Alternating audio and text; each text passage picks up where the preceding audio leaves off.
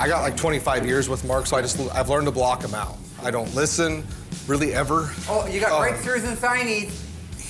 His level just gets higher and higher the more you ignore him. Brody, You no really matter got to what, work hard. don't let him paint this thing with all And the the nice thing signies. about Brody, being my son, is he's learned this already at home.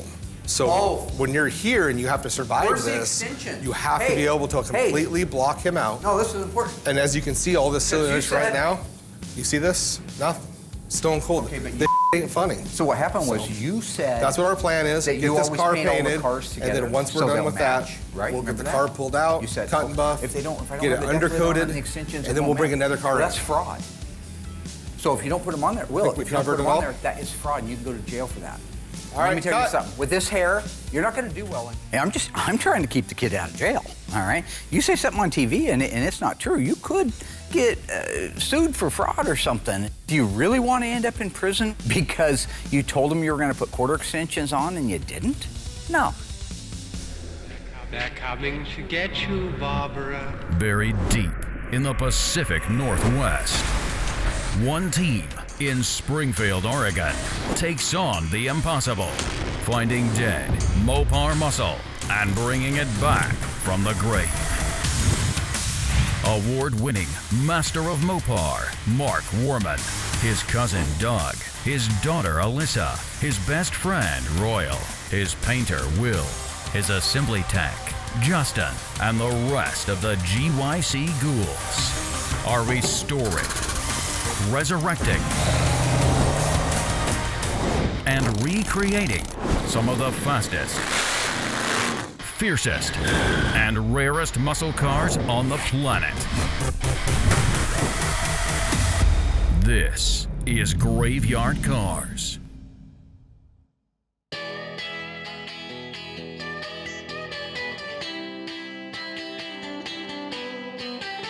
Now, if you recall back a few years ago, a few seasons ago, I took a 1969 Dodge Charger 318 triple green car in on trade for a restoration on a 1970 Plymouth Roadrunner, 446 barrel, 4-speed, in violet car.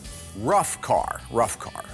And we are just now getting around to the point where it's coming through into the paint shop and we're able to do the final assembly. Now, the 69 Charger, that was the one I was keeping forever and they were gonna bury me in it. They'll bury me in the son of a I'm calling my attorney right now and I'm having it put into my will. Was not for sale, under any circumstances. Not up for sale. I'm keeping the car for myself. Whoever buys it's gonna have to have a gun and a mask because it's not for sale. Not everything is for sale. It is not for sale. We'll get it. I don't know how many times I have to say that. It's not for sale. Will said I'd sell it. I don't know what I'm gonna do with it exactly. Sell it. I think I'll put it back together. Not gonna sell it. It'll be not sold in the everything's next for 3 sale hours. around here. He was right. I did sell it. You said, no, you were going to be buried in that car. I needed cars for inventory. That's a perfect car for the inventory. Now, the Roadrunner was a rough car. Midwest car, very, very rusty, mostly complete. Had the original numbers matching engine. That's all good stuff, but a rough car. So when I say the car was rusty, here's what we had to end up replacing on it. We did the left and the right front inner fenders, the main floor, the 4-speed tunnel, rear step wells, left and right inner and outer wheelhouses. The right-hand rocker panel got replaced. Trunk floor extensions, rear cross member, and rear body panel were all rusted and had to be replaced. You know, while a lot of that sounds really intimidating, and it would be for the average shop, but for us, we do that every day. So once the guys were able to get moving on it, it went really quick. They got it all welded up, they got all the sheet metal fitting right on it, did the final tuning, and were able to kick it over to the mudroom. The guys did a lot of mud work on this Roadrunner, and I know what it takes to get this car where it needs to be, and we got a lot of hours put into it. So with this car going the FC7 in violet, it's one of those cars, and we do this on all of our cars, it takes a lot of prep work, a lot of detail work, but with this particular color, if there's anything that's off a little bit, it's magnified because of the color. So it just takes a little more time in the body shop, more time in the paint shop to ensure the final product is perfect. Once all the priming and blocking was done and the final fitment where all the gaps look good and the whole entire car looks good, at that point we can finally start taking the car apart to start our jam work. You know, with our process of the way we do things, the crew that we have, the process goes very fast. Once you're done with that final block on the primer, it's instant jam work, and we got color going, and then before you know it, we're putting the car back together. Something that's super important that my helpers don't realize right now is gun time and how important it is. You know, I had Noah last summer epoxying a bunch of cars because it's gun time. Now that we have Brody on board, he's doing the same thing. Nuts, bolts, parts, pieces, jam work. So it's just getting used to having a gun in your hand, and it'll speed the process up for him painting the outside of the car down the road. So on this particular car, we had to two-tone the doors because the interior is black. The doors got to match that. So it's a great time where I can grab Brody, bring him over, show him what we're doing, why we're doing the two-tone, and to look at the bigger picture of things and have him help me prep them also. And Brody, you know, he's coming along great and doing a great job. But that's because I'm teaching him.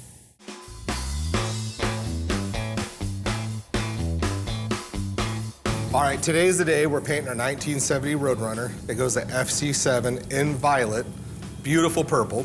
This car also gets a white top with white interior and the dust trail stripe that goes down the side, and I think it's the V21 blackout treatments, the stripes on the hood. So it's kind of going to remind you of like Tony's car a little bit, at least the color combination, so that is actually super exciting. Will, this is so funny for me because I go in the booth to help Will out. He thinks I'm there to mug the camera. I'm there to help him. I'm there to help his son. I'm the older guy. I'm the old bull up on the hill. He's the younger one, okay? Maybe I have something to teach him. You have missed spot. Oh, okay. No. You got, no. It's just I got a signing. So when it comes to Mark helping me out over the past 25 years, there's only been a handful of times where he's actually helpful. For the most part, it is coming in with his tape to be disruptive. It's his impressions of whatever movie kick he's on. Right now it seems to be Rocky's a big one for him. So more often than not, he's not helpful, and I've learned to just shut it out. And once you can accomplish blocking Mark out, then you're actually very productive throughout your whole day. As you are, I was. As I am, you will be. And that's John Cusack's father from 1408 as a dead corpse. I got a signing back here. Is what's cool, last season, Brody actually helped me jam this car. Also, so you fast forward a little bit. So at this point, we're actually ready to get the final paint done. So this is the first car where he was here start to finish. There's still guide code on there. And certain things that we really like to work on. I got like 25 years with Mark, so I've learned to block him out. I don't listen, really ever. Oh, you got breakthroughs and signing. I'm kind of caught in the middle of things. Mark's my boss, my dad's my boss, and they're both super goofy, so it's kind of hard to get things done. His level just gets higher and higher the more you ignore him. Brody, You really got to work hard. Don't let him paint this thing with all And the nice thing about Brody, being my son, is he's learned this already at home. So when you're here and you have to survive this, you have to be able to completely block him out. No, this is important. And as you can see, all this silliness right now, you see this? Nothing. Stone cold. This ain't funny. So what happened was you said that's what our plan is. That get this car painted, and then once we're done with that, we'll get the car pulled out. Is this what it's always going to be like? Out, you said cut and buff. If I don't get have it the undercoated, and extensions, and then we'll bring another car. Well, that's fraud.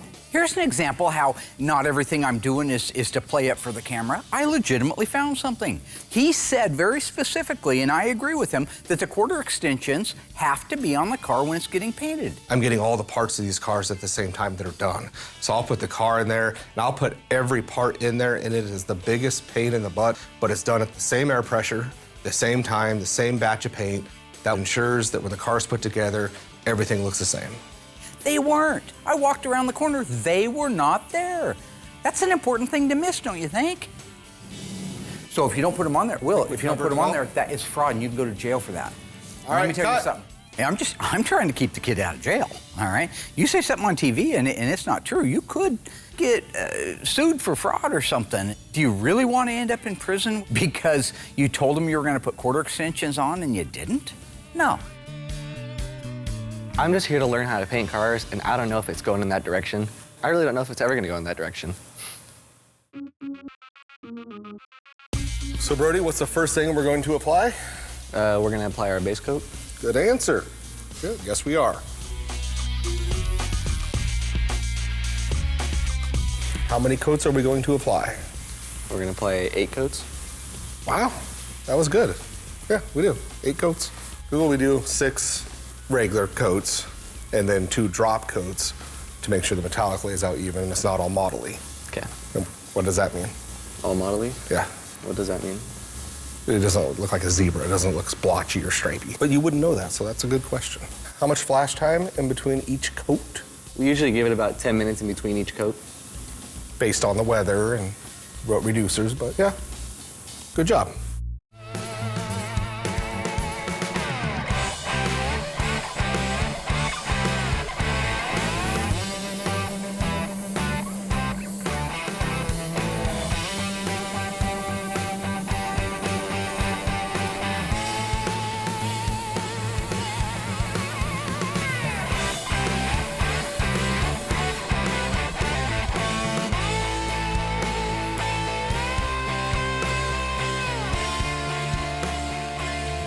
Let me tell you this, there's nothing finer in this world than walking out of the booth knowing you did an absolute perfect job.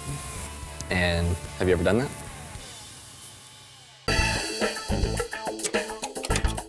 The 1970 Belvedere line is everything from supercar performance to supermarket efficiency and economy.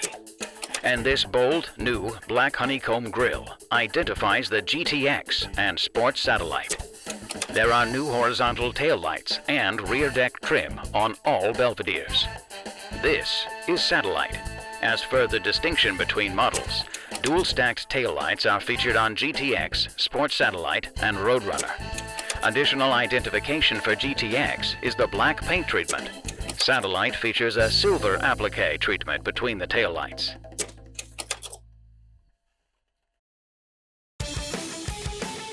One of the cars that's kind of cool that just came through is our 1969 Roadrunner, owned by Don Jones Jr.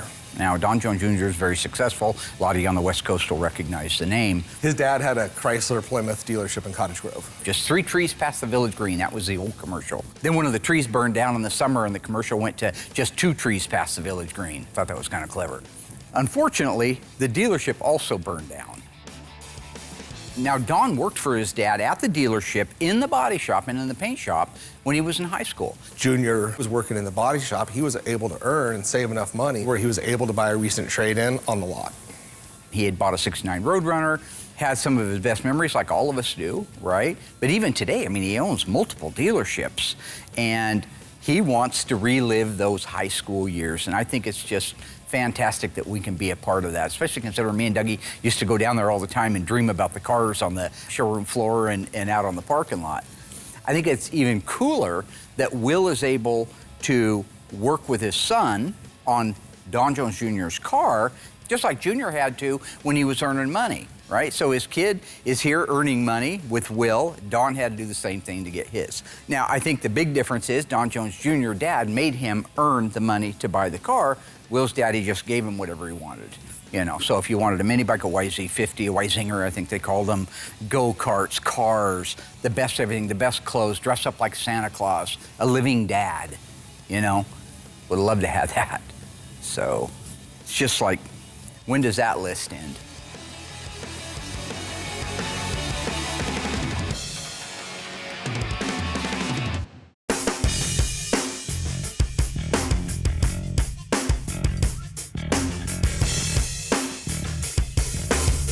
On this color, it's silver, like a champagne color, and it's a heavy metallic.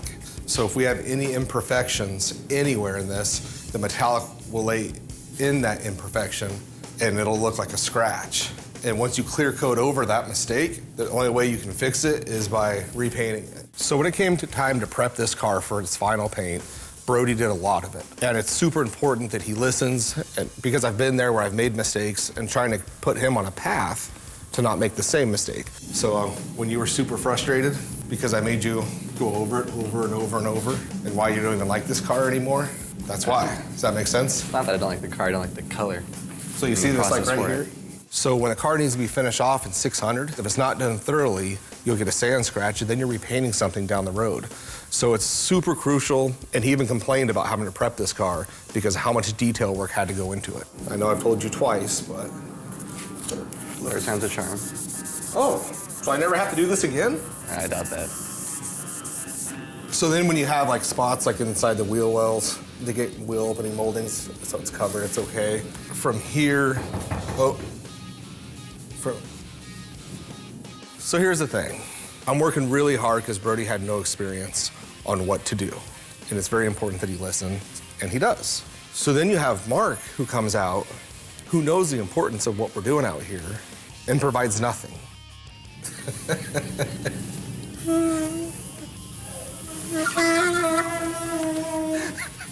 My son does look like Kenny G, I get that. And it was funny. You play it. I can't play it. You can play. You're Kenny G, man. You won Grammys. Yeah. I'm not Kenny G. I'm still Brody. I get it. My hair looks like Kenny G. I don't play any instrument. I don't even play the saxophone. I'm not very musical whatsoever. Have you ever won a Grammy? I've never won a Grammy. If I have won a Grammy, I wouldn't be here.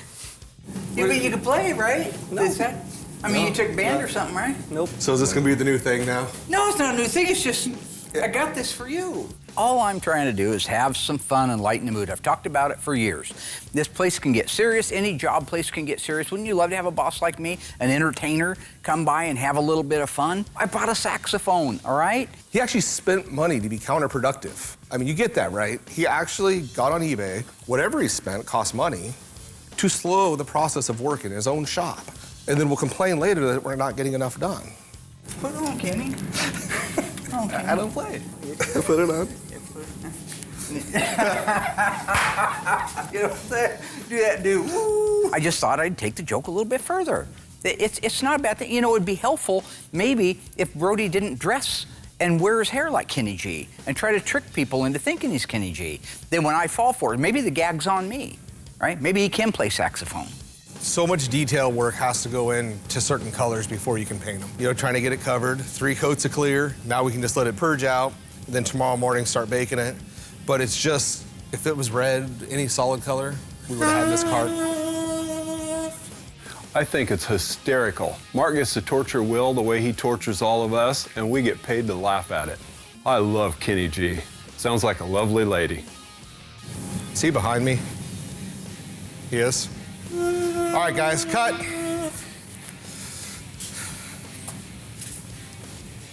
So he's really not helpful at all. I can't emphasize that enough. Nah, man, it's you, Kenny G. It's you. The 1970 GTX gets the big 444 barrel with 375 horsepower standard. This 440 cubed Sizzler with 3 2-barrel Holley carbs to deliver 390 horsepower is optional on GTX and Roadrunner. The greatest engine option, the Hemi, 426 cubes, 425 horses. The air grabber is standard with the Hemi and optional with the 440. Vacuum operated, the air grabber sends cooler, denser air into the carbs, and cooler air gives you a more powerful charge.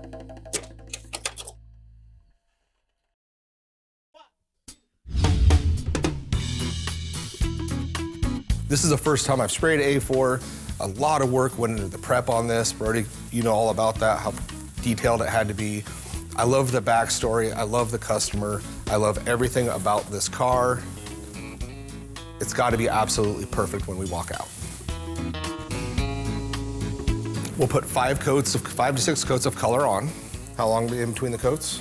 About 10 minutes in between each. Good. Tack rag it in between each coat. I'll get 6 coats on, and then the last 2 coats are kind of like what I call a drop coat. It's to ensure it's not modelly at all, it's not blotchy, anything like that. And then at that point, the base is done. We'll let that sit overnight. Come in the next day, do our 3 coats of clear. Then we're good to go and done. I use the 2021 clear, do 3 coats on every car. It comes down to the temperature. I set the booth kind of colder, so it's a little bit slower, so it flows out a little bit better. So by the time I get around the car, mix up another batch, it's about 20, 30 minutes in between each coat, and then we let it dry overnight before we move it.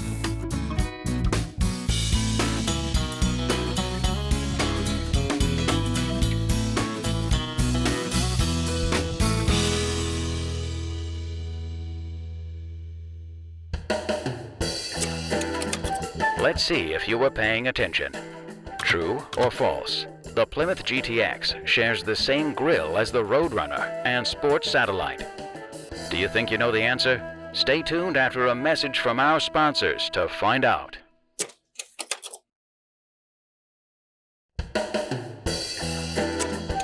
How did you do on this one, folks? True or false? The Plymouth GTX shares the same grille as the Roadrunner and Sports Satellite. If you guessed true, you are absolutely wrong. The answer is false. The GTX features a stylish new honeycomb pattern grille, as does the Sports Satellite. However, the Roadrunner uses vertical fins. Furthermore, here's an irresistible invitation. New styling with functional design and a place for everything. New seat back latches are easy to release with toe pedal, and a 160-position seat adjuster for maximum driver comfort is optional.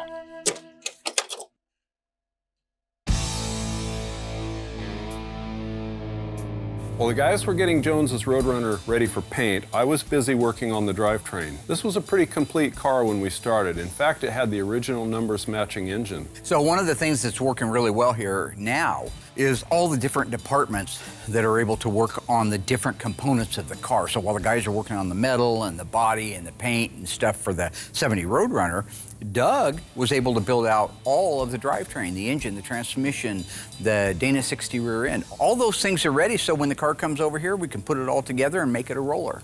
I need a pry bar. Okay.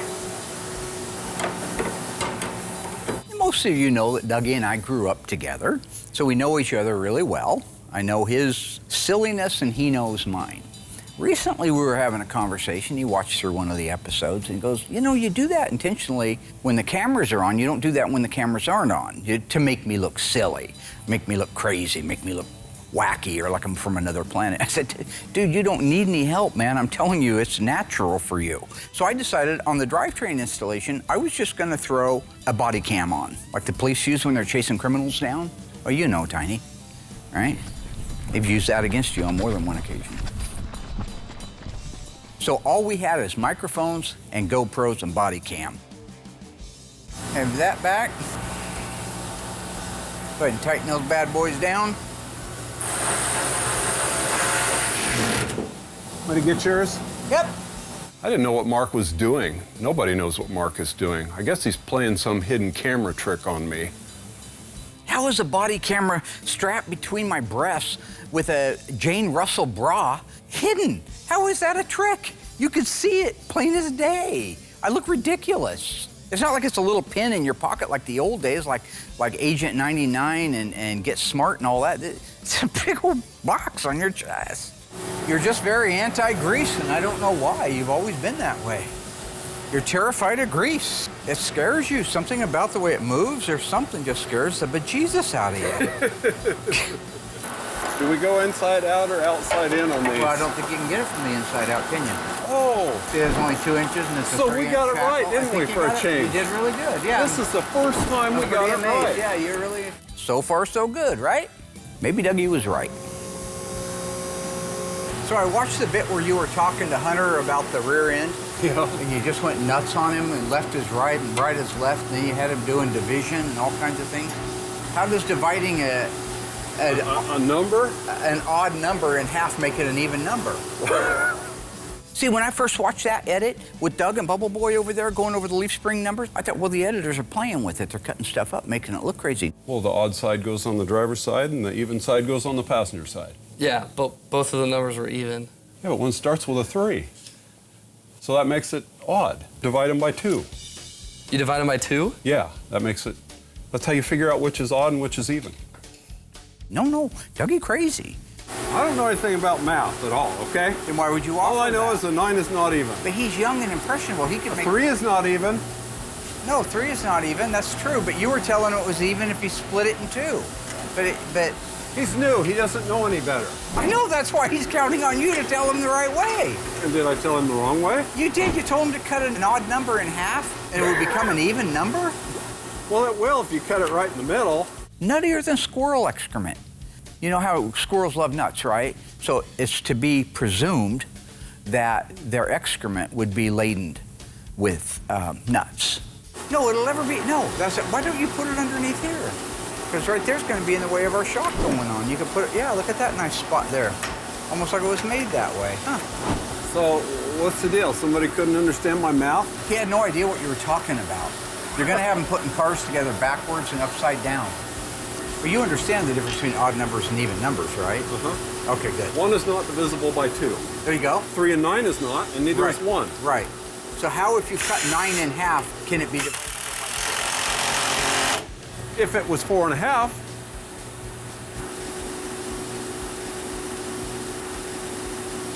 Yeah, but that's not an even. you 4 can and a half divide a isn't even. half into quarters, or eighths, or 16ths, or 30-seconds.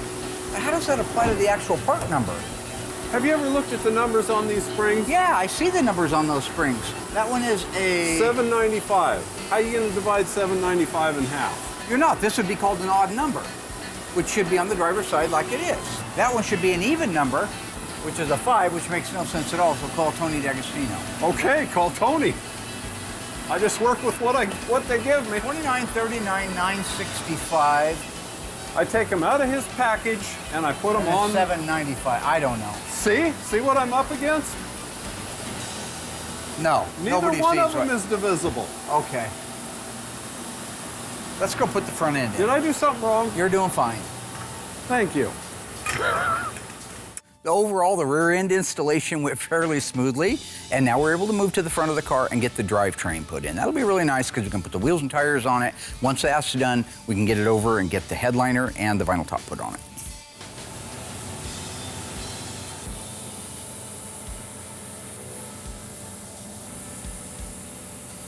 Side shift to the driver's side.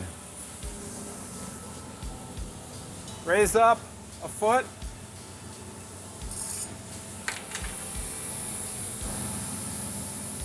Hold it, hold it. Turn your wheels to the right. And come in about 4 inches.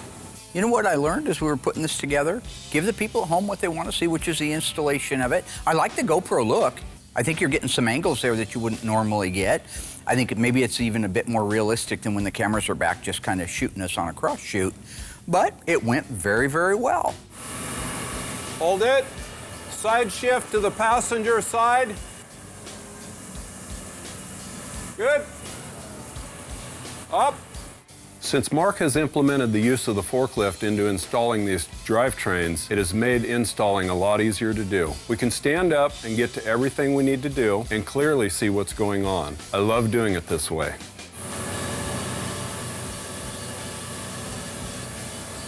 Hold it. Tip forward. Okay. Hold on. Okay. Got that started. Nothing goes out till it has white paint on it. Everything is together, the drivetrain is in, now the car is able to go over and have the upholstery work done. We did her, old buddy. All right, let's get this albatross out of here. Here's another high-flying model for 1969. Plymouth Roadrunner Convertible. It joins the hot cars in this class. There are 3 distinctive grills in the Belvedere lineup. This is Roadrunner's new grill with dark argent paint treatment. The seats are leather grain vinyl. Rich and beautiful, beautifully pleated. This trim is standard on the convertible and hardtop. Optional on the coupe with the Decor group. You wondering why you're in here today? A little bit. Really? Yeah. You can't tell? No, I can.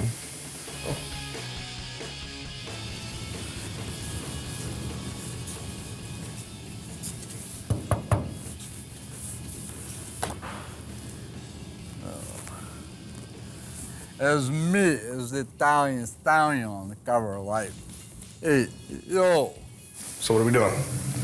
Learning about stripes. Well, I've learned to tune Mark out, or Rocky, or John McClane, or Riggs, whatever he calls himself that day. So I can tune him out and go about my job and still do a good job and not slow me down. Brody's still learning, but Mark can still get to him from time to time. Okay, so on this particular car with this particular owner, it was kind of cool because he reached out to Mark and he specifically wanted you to do the stripes on this car. right. You gotta point it left, right, left, right. What? That is cool. So what it comes down to is you can't look at him. And not only can you not look at him, you can't smile. I didn't. Well, you did, and what happens is that indulges him. And the second he gets a reaction out of you, then it turns to the camera guys, then it turns to my other guys, and then before you know it, no work's getting done because everyone wanted to indulge him. You have to block him out. You have to learn that trait. Super critical to work at Graveyard Cars. Yeah, so he wants you to mask them up and you to spray them. Oh, Adrian. Okay. How do you feel about that? Definitely nerve-wracking. Yeah, it is. Because I'm actually not gonna let you spray them. Fair enough. Just because there's no room for error. So what we've done is I have this kind of roughed out how it needs to look. Mark went to the other building and actually got us the factory measurements of what these stripes are supposed to look like. This is that V21 that Mark always talks about, and on the 69s, it's 2 fat stripes. So they're about 26 inches. They'll go from here to halfway across this fender. We'll shoot them in the hot rod flat black. You only get one chance. You can't make a mistake. Because if we make a mistake or that something was crooked, anything like that, we'll go to unmask it and you'll see how bad it looks. Do you have any questions? Not yet. Not yet? Okay, so with that being said, we're gonna mask off some stripes and we'll be good to go. You only get one shot to do stripes because if it's off a little bit, then you're basically repainting the original color that you have laid down and then doing the stripes again. So it's one of those things where I just love to go in the booth, close the doors, just take your time, measure everything out over and over and over again, and then mask it up and shoot it.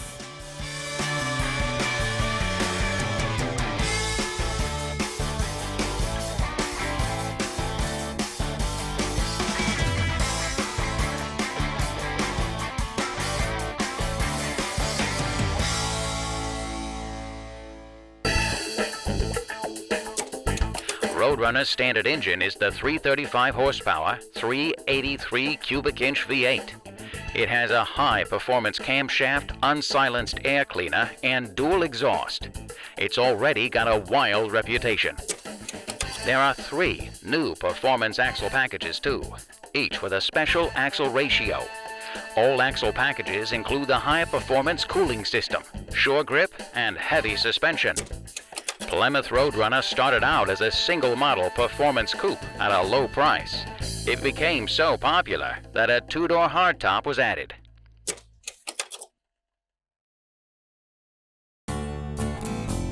We are getting ready to install the drivetrain, the much-anticipated drivetrain, in our 1970 Plymouth Roadrunner. This is our 446-barrel 4-speed in violet car. How many of those were made?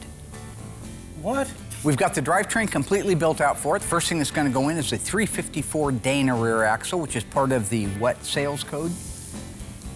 A33. It's okay. Thank you. And more importantly than that, we are trying to get Bubble Boy to evolve from Bubble Boy back to Vinnie Barbarino. Barbarino, yeah. And this could be the one. If he pulls this off nicely, no mistakes, no miscues. I'm not saying I will, I'm saying there's a very good chance I will make you Vinnie Barbarino. That's a jump. Hunter is doing a fine job here. He's made mistakes just like all of us, but he's trying hard. I was sad to hear that Hunter got demoted from Barbarino to Bubble Boy. That's a huge shot to have to take. Right. So are you guys ready to put a drivetrain in? Uh-huh. Do you have any questions, Bubble Boy? No, gonna learn. All right, let's throw this bad boy in. It's been a long time coming. Yes. He's going to be very happy to have this car back, I think. Yeah. Watch your head. You tall boys have to watch out for that stuff. Okay, you need to tilt this bracket really hard. Yeah, it's pretty tight. There you go. There we go. Like Yeah. that. Then put some nuts on the other side. Okay, Mark, what do you need? The top just needs to get worked in. Why is it Bubble Boy has his side down and we don't? Maybe we should be Bubble Boy. Yes, go ahead. Perfect. Yep. Put the top ones on. Okay, I'm in. Wonderful. All right, we got the leaf springs purchase into place. Pretty good there, Bubbles. Yeah, solid. One day the old man won't have to be out here doing this. I'll have Vinnie Barbarino and Cousin Dougie. Couldn't get any better than that. you know, Bubble Boy is doing a pretty darn good job on this one. I know he's anxious to get promoted from Bubble Boy back up to Vinnie Barbarino. I don't blame him. I wanted to be like Vinnie Barbarino when I was his age.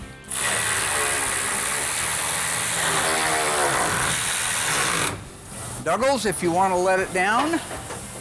So these go through a relief in the body. This is the rubber insulator. This one goes through the body. This one's going to go through the leaf spring itself. There's going to be another one that's up in the body that goes right here. Then this comes down around it like that, locks everything into place. Go ahead and come on down, Doug. We're just going to bring the car down now to meet the height of the shackles in the back. Right there.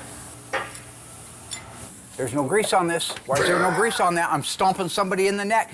Bubble Boy, you'll never graduate without grease on the outside of that bushing. Now, I was hoping that this wouldn't happen, but you may have to stay Bubble Boy for another install. I don't see how forgetting a bushing, like, makes me stay Bubble Boy. It just doesn't seem fair to me. I don't understand. I'm sorry. Screw me over. Well, I ain't screwing you over. You didn't grease the bushing, you know? In all seriousness, one of the things that I like to do is have a plan B in a situation where somebody gets demoted. So like I did end up taking him from Vinnie Barbarino down to Bubble Boy. And I couldn't find anything, should he mess up, that would take him lower than that Travolta had done. I thought, well, maybe the character in Carrie where he's driving that Camaro, but even that guy was too cool for Bubble Boy. So I was watching a movie the other night, if you guys have seen it, it's called Cabin Fever, all right? The cop shows up, the cool cop, Winston. I'm watching Winston, I'm thinking, yeah, Bubble Boy is Winston. Oh, you're the party man. That guy. That's Bubble Boy. Okay, Graveyard Ghouls, have you been paying attention? Let's see. We learned the standard engine in the Roadrunner is a special 383 cubic inch V8. How much horsepower does it put out? Is it 330, 335, or 340? Think you know the answer? Stay tuned after this brief message from our sponsors and find out how you did.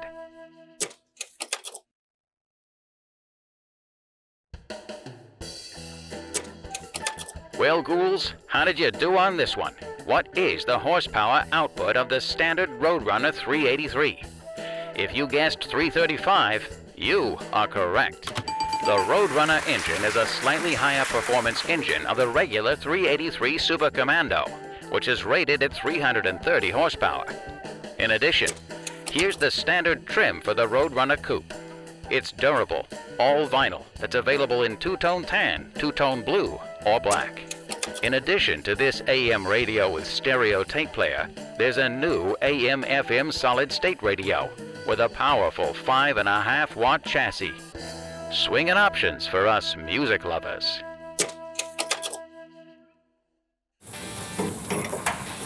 Oh, hell, my hands are all greasy. Okay, you want to start it on there for me on this side? I'll just hold it together. Mallet, please. Yep.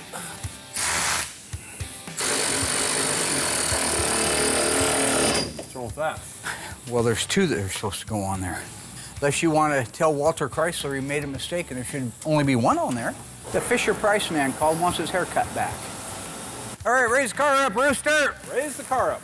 Here's your chance to redeem yourself, Bubba Boy. All right. Okay, I'm gonna go that way now. Coming in? I'm gonna go forward, Coming in. towards the back of the car. This mast is so huge I can't see past it. I know. Okay, so you're my eyes, buddy. Yes, sir. Right there. Okay, How's our clearance on your side, Hunter? Shift your way. Hold it, Mark. Hold it. everything's okay. Now, one of the things that I've talked about is the difference between putting a 383 and a 440 in one of these cars. When you raise it up from the bottom like the factory did, you think that the 383 would go in, and I always thought that the 383, because it's a regular block versus the raised block 440, that it was easier for that reason. It's not easier. It's not any easier at all than a 440K member if both of them have power steering. If one has manual steering or the steering gear isn't in, that thing just falls right in. Shift Shift towards my Doug. way. I'll shift this, I'll shut the damn thing off. Now, you want to shift it that way? How about just gently move it towards But the yeah, dark? but you over dramatically stopped me. All looking you over takes there, is Doug? one of those, not a, like the, I'm sorry. What would you like me to do next? Yeah. Doug's an overreactor.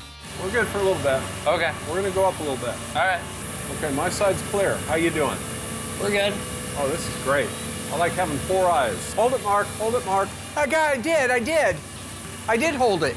Right here. Oh. Drop it down an inch. Dougie's an overreactor. He always has been.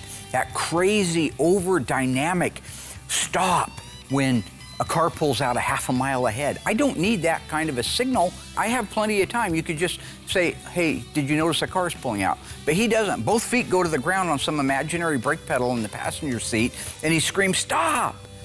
This cautious behavior from a guy who drove back from Marcola, Oregon years ago, 3 or 4 decades ago, drunk.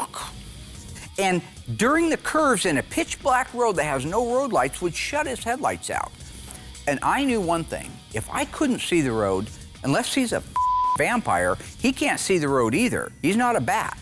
You are going purely on God's grace at that moment. This is the guy that overreacts today.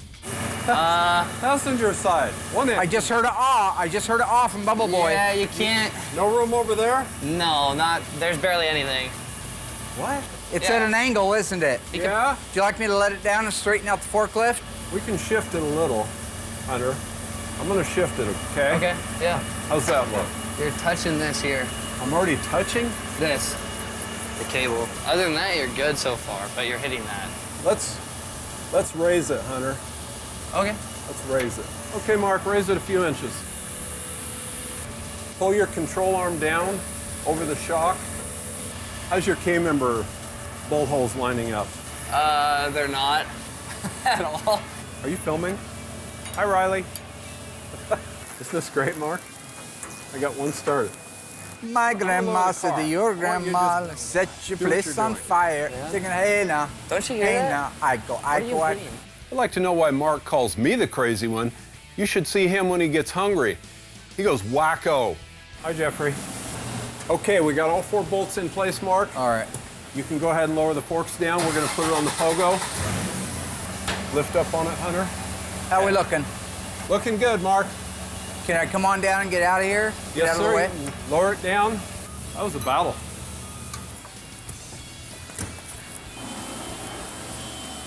Okay, you have to pry it over. Looks like we're done. So they are going to finish installing the transmission crossmember. Put the bolts in that. Then they will lower it down and make the upper control gonna have arm to hit it this connections way that need to for be now, made. At that point, we'll be able to lower the car down, put it under its wheels, which we have set in here, and it'll be a roller. And that's going to be great because we can get it over now and we can have the vinyl top. This car's in violet, gets a black vinyl top and black interior, so it's going to be beautiful. 446 barrel 4-speed too. So, It's great. why do I hear a hammer? Oh, I'm sorry. No, that's fine. Yeah, I think go that's ahead. a good time to call cut. Hey, editor, make sure that we don't see any of that hammering crap. We're supposed to be professionals.